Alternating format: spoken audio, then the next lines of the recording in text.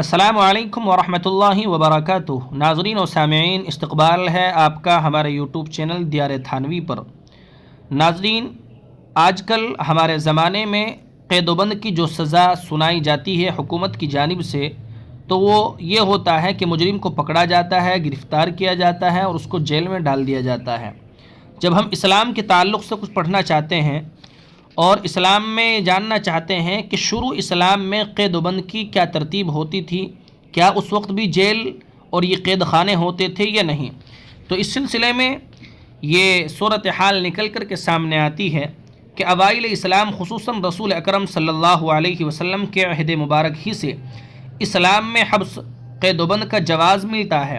لیکن اس وقت اور حضرت ابو بکر رضی اللہ عنہ، حضرت عمر رضی اللہ عنہ، حضرت عثمان رضی اللہ عنہ کے دور خلافت میں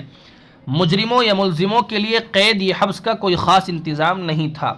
بلکہ مسجد ہی کے ستونوں سے باندھ دیا جاتا تھا، یا صحابہ کرام میں قیدیوں کو تقسیم کر دیا جاتا، وہ اس وقت تک ان کی نگہداشت کرتے جب تک کہ وہ فدیہ دینے کے قابل نہ ہو جاتے، یا ان کی طرف سے کوئی فدیہ نہ دے دیتا، یا پھر سزا کے طور پر متاثر فرد جس کو اس مجرم نے نقصان پہنچایا ہے کی خدمت کے لیے مامور کر دیا جاتا،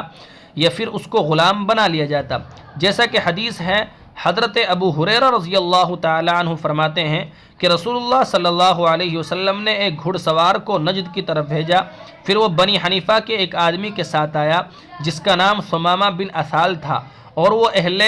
یمامہ کا سردار تھا، پس صحابہ نے اس کو مسجد کے ایک ستون سے باندھ دیا۔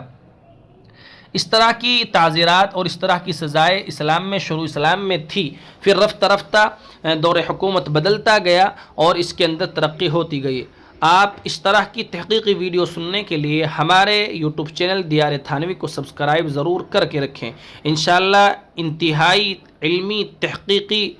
ویڈیو آپ تک بر وقت پہنچتی رہے گی۔ شکریہ، جزاکم اللہ خیرا و احسن الجزاء۔